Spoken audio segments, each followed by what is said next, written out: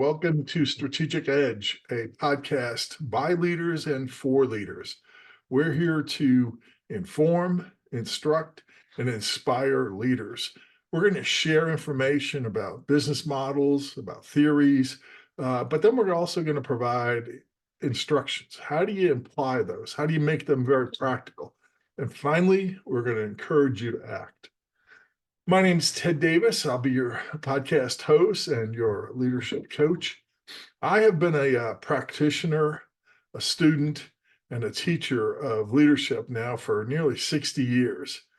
And as my future guests and I inform, instruct, and inspire you, I encourage you to do three things.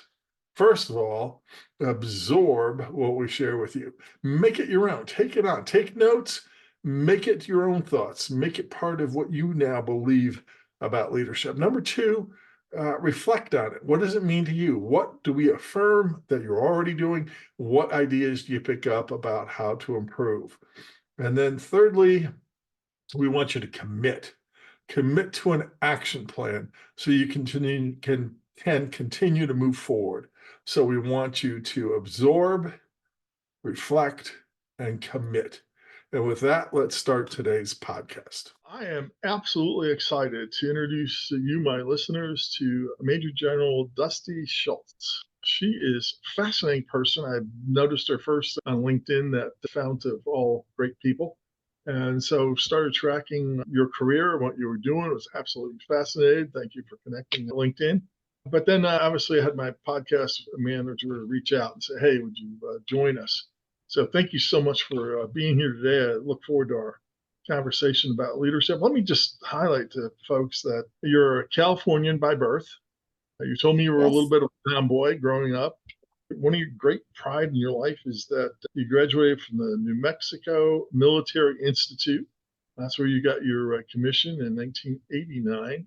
We also got a political science degree, a bachelor's from Texas Tech, and then strategic policy at National War College and strategic intelligence at the American Military University. So you're qualified and certified rather, PMP, project management professional, Lean Six Sigma, a black belt, and a Scrum Master.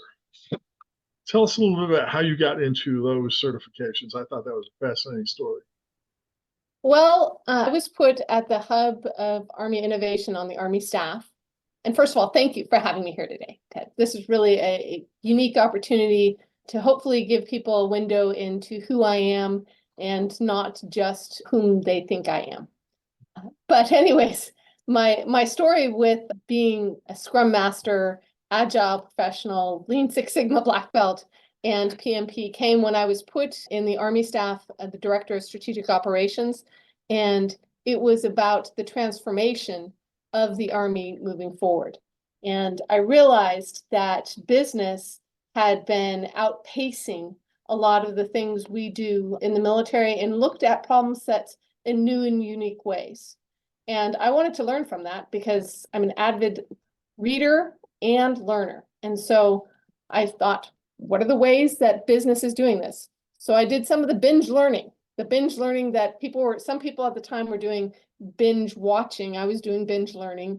And I went through all these different courses to really learn and understand the things that I could bring back and then implement on the Army staff and amongst my team. And it was really something that was empowering. It helped my leaders understand that they had voice. It actually fit nicely in with the Army's mission command, which is to build cohesive teams and to establish a common operating picture, to have purpose, key task end state, to have disciplined initiative, and to underwrite with prudent risk. And so all those things kind of came about with how I already saw the military, but it gave me some additional tools to really empower the team that I was working with. And I felt wonderfully fortunate that I was able to go after that. And I was in a time in my life where the kids finally had grown. And so my husband was going back to school. And so I wanted to be his study buddy. And so he was studying for one thing, and I was sitting next to him studying all these. And we both learned a lot together. That is absolutely awesome. I love the way you talk about learning, that the end state is not just simply the certification or the piece of paper or so forth. It's not check the box, but you had a purpose for acquiring the knowledge to go apply it. You were going to turn that knowledge into wisdom by application. I just think that's absolutely laudable. So many people I run into, it's just like, okay, I got to check that box, and they want to accumulate all the accolades, but they fall short in applying it. So, congratulations to you. Thank you. So it sounds like you, when I asked here in the worksheet that we have our address to fill out, you're an expert in transformation and leading high performance teams. Tell me a little bit about that. How do you see being an expert in transformation? What does it take to do that? Well, it takes a growth mindset. It takes a mindset that you're willing to underwrite some risk and the prudent risk that we just spoke about. And a transformation mindset is, how can you do it better? How can you always seek that process improvement? I was able to take a battalion to Iraq, and I had 290 people in that formation. But the really interesting thing is 165 of them came from 36 different states 2 weeks before we were to deploy. Wow. And so I had the team that, was a pickup team. And so how do we think smarter, not harder? It's still following all the rules and understanding that we're still part of the military, but how do we outthink things? I also flipped to, I arrived in Puerto Rico 3 days before Hurricanes Irma and Maria. I was in charge of the federal forces on Puerto Rico and US Virgin Islands. And all of a sudden we're there, and out of 1,600 cell towers, 1,400 had been removed from the planet. No one had power. No one had water. And I was in charge of that formation. And being able to rally the formation by going on to a radio channel and think, how are the ways? What are some of the unique and dynamic ways that we can get people, we can rally people together, we can find out the status of our people, and then help ourselves, because Puerto Rico is an island. The US Virgin, they're islands. So it's not, you can't just drive there. And so with that, I was able to harness the real thinking power of the soldiers that were working for me. But I did it by getting on the back of a truck, going through the water up to a radio tower and getting on the radio station in Spanish and explaining to people what we needed done. And I talk about that because you got to be able to think outside the box, and you still have to understand the box. You still need to understand the rules and articulate to people what's going on and why you need things. And so that being dynamic like that and still answering people's needs is really important. That's awesome. So you kind of mastered a leader's communication pattern of coming up with a shared vision that you are trying to articulate to people. Did you kind of develop that narrative by yourself, or did you have a team working on it? How did you craft the narrative that had to be spoken? Interesting that you say that. A little bit of both, because a little bit is your own voice and who you are as a person. But I will tell you, it's what matters to me equally is understanding the voices of my team that I'm working with. And in the side of Puerto Rico, I had a great team. And I had a team that felt like they could come to me, they could express to me problems, and they could express to me the opinions of the population. Because I will tell you, a lot of people don't understand, why I would first be speaking in Spanish to the radio station and not English. Well, most of my soldiers, they came from Spanish-speaking families. And so for their families to hear what my message was, and then grandma to be able to say, hey, I heard this, gal with a Spanish accent on my car radio, because nobody had televisions, nobody had anything else. It was the best way to reach out. And so my soldiers really gave me those insights, and the team that I had really helped me with that. Well, it sounds like a good segue into another topic that we discussed before we came on, and that was the speed of trust, because that's clearly what you're talking about as you relied on your team. So tell us a little bit about your passion for the speed of trust and how you exercise that. It's great that you mentioned that. So for me, the speed of trust, I had a mentor And, it was long before I had read Covey's book. But I had a mentor that said, Dusty, we lead at the speed of trust. You need to lead at the speed of trust.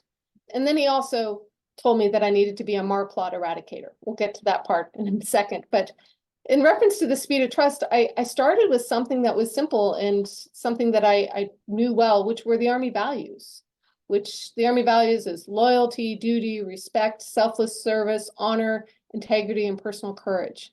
And I bound everything in the integrity piece. And I wanted to be the same person no matter where I was. And I wanted you to expect the same response, that you came in my office and you knew how I was going to respond. You know how I was going to treat everybody with dignity and respect. And I was really going to inspire those around me to understand, what their passion was, understand that we're about people, and they had purpose.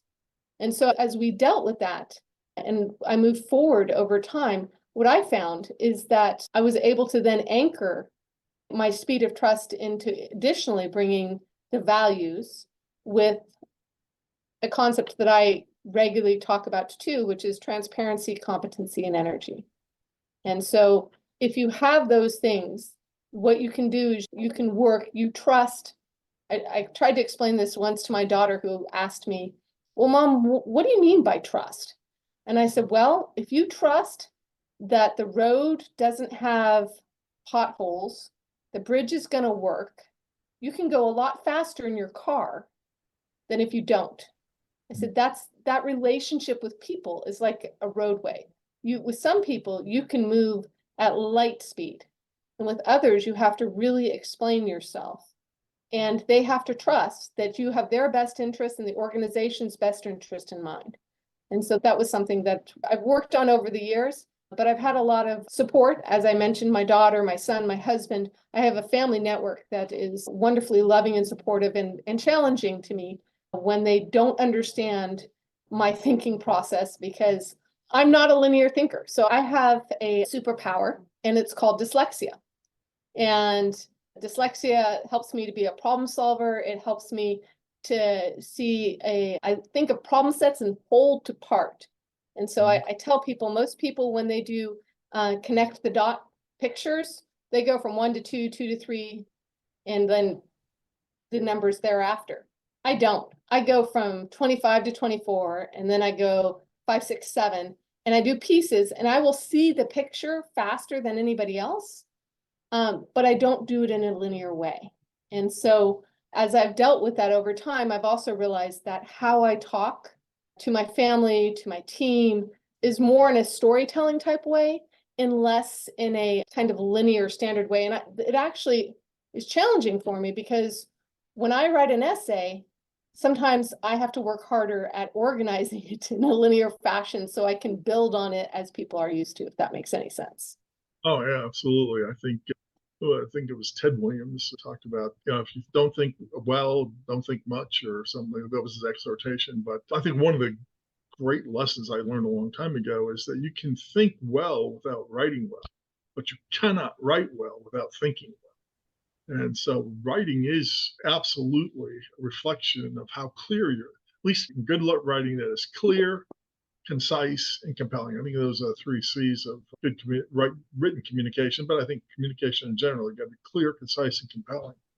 And it takes effort to do that. So I love the fact that you talk about safety, because I think that's what, trust brings, is not just simply speed, but a safety. And it's because it's a safe place we can move so quickly. So if people haven't read it, you and I both recommend Speed of Trust by Yes. Stephen Covey Jr., which I think is singularly the best book on trust. One of the other things that we talked about a little bit earlier was kind of your biggest challenge as a leader. And you talked about balance, keep maintaining balance, and then how do you overcome it with accountability? Accountability is the solution to solving that. So tell us a little bit more about balance and accountability. Well, if it's worth doing, it's worth doing well. And so then we put all of our energy into that thing which we are doing. Sometimes we can get consumed by the thing that we're doing. And I want to be, I want to really do things and do it to where I am making impact and inspiring others and changing lives and changing the world. That being said, we kind of laugh in my family. My husband used to play soccer, and they have this thing in soccer, it's called a yellow card. And he would look at me and he would take out the verbal yellow card and he would challenge me. He's like, so you're telling me that everybody else in the military can't get home to have dinner with their family or whatever it was. I mean, it wasn't every night, but my husband would challenge me when I would sometimes overwork. And what he actually challenged me in the end is he became wonderfully supportive of me, but he challenged me to become more efficient, to become more effective, to use the time that I had, whether it be with my family or in the military, really wisely, efficiently. I have a unique filing system for the computer when I file emails. I've always used macros and spreadsheets to make my understanding clearer and also just to help out because once again, if we can have machine learning and AI help us to where we can get to more of the thinking and the talking and the listening. I should have probably said listening first because we have 2 ears and 1 mouth, and we should listen twice as much as we speak. Absolutely. So are you learning AI? Are you learning how to use artificial intelligence and be cutting edge from that as well? Absolutely. And what I'm also spending a lot of time doing is I am trying to get the entire team that I work with to appreciate how the importance of the quality of data and then using the flow of data into systems to be able to paint what we call a common operating picture or what an understanding of the problems that we're looking at and help people understand that's really imperative. And if they can save time, money, and they can actually bring together a team a lot closer by utilizing that. The one problem I have is that we also have a place in our world right now where people are not used to doing what we're doing right now, just talking to one another. People text, people email, but they don't talk as much as they used to, which I find is equally important because when we were speaking before we started here, I was learning a lot from you. And I think the dialogue and going back and forth, I think that's another way that we build that trust that we were talking about and helping others to know that you're real and that one is data and the other one is actually imbued also with a personal individual trust factor. Yeah, I think you and I are both of the, particularly since I'm decades older, where having a conversation was still critically important. John McWhorter, who's one of my favorite linguists, a fascinating guy. I'd love to listen to what he has to say about the language and how we change as language adapts. And he's a little bit more optimistic, I think, that people are going to be able to learn and be able to share texting, where you and I still like this type of thing, the conversation. And I certainly like it because my maternal heritage is Italian. Oh my gosh, Italian families getting together. Wow. Is you absolutely have got to force your way into so many people talking at one time, but it's so robust and so entertaining. So unfortunately, we're running out of time, but there's two things I'd love to explore a little bit. What's your North Okay. Star? What kind of guides you as a leader? Well, I'm a woman of faith. And so that my North Star is anchored in my faith. And I'm fortunate that my husband and I got married 34 years ago, and we both made a vow to one another and to God. And so in that regard, he's also my biggest advocate in this world. And so I will tell you that for me, faith is anchoring, it's calming, and it also gives you such incredible purpose. Because for me, at the end of the day, I want to hear, well done, good and faithful servant. I also would tell you that I want to be joyful. I want to be kind. I want to represent all the good things. Now, that being said, I'm the human on this earth. So, like I said, I fail early, fast, and often, but I still have the goal and the focus. And that really it's empowering, and it makes me into what my husband nicknamed me as PAR, for puppies and rainbows. He's like, oh my goodness, you are like the consummate optimist. And I feel like life is too short to be negative. It's not that I ignore the negatives. I will fix the negatives. But I do have a vision that at the end of the day, things will work out okay and for the best of everyone. And if I do my part, then I think everyone, if I do my part, then I think I'm giving the best of myself. And that's really what I want to do. That's excellent. Well, one of the things I always like to end a podcast on is, what are 3 practical things people should be doing today? After listening to us have a little bit of a dialogue, what would you recommend? Here's 3 things they ought to be doing as a result of our conversation. Well, I would say for me, the 3 things, I alluded to them earlier, are transparency, competency, and energy. You need to be transparent with your coworkers, your family, your community. In my opinion, you need to be the same person at work and at home. No matter where, when no one else is watching, they're still going to expect certain things from you. And that shows me a genuineness of who you are. And then also allows others to they know what they can expect from you. When competency is, you don't have to be perfect, but you have to be striving to constantly get better at the skills and the things that you have signed up to do. So whether it's writing, whether it's reading, whether it's being a military officer, whatever your passion is and what you have decided to do, where you're at that moment. Because, we don't all start off. Today I stand in front of you as a 2-star general. I didn't start off that way. It was a long journey. And so I took great pride in learning how to do each step of my career the best that I could. And sometimes I had some really hard retraining, and that's okay, because it was still failing fast gets you to realize that something's broken, and it takes strength of character to then really dig it out and really define what right looks like and go after that. And energy, sitting, I believe in relaxing. I like sleep. There's nothing wrong with that. But when you do something, do it with energy, do it with zeal, do it with a capacity. And you don't have to be running super fast, but you do have to move. I use a phrase that you can't steer a parked car. You need to get on a path and move, and then figure out how you can channel your person, that competent you, in a transparent way towards others. And I think that can really be beneficial, not only to you, to your family. I would also challenge everyone is that we all do need a community. A lot of people think that they can do life all on their own, but I am a believer in building communities, investing in communities, serving others. I think you can really be a transformational leader by giving the best of yourselves and investing, and then challenging yourself and challenging others.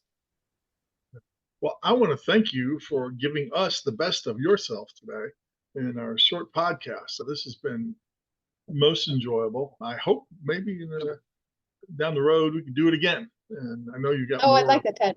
Wisdom and insight that I'd love to tap into and take it a little bit deeper. So, Dusty, thank you. With that, we'll close our podcast. Thank you. My pleasure, Ted. Thank you. Now we've got 3 ideas of what to share from today's podcast.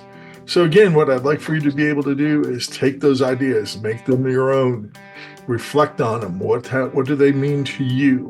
And then thirdly, commit to an action plan. Commit to actions that you can take to apply what we've talked about today. If you want help, if you want some ideas, if you want some accountability, please contact me. Contact me by sending me a text, 913-306-1499. Put podcast follow-up in the text message, and I'll get back to you within 24 hours. Thank you so much for listening today, and I'll see you on our next broadcast.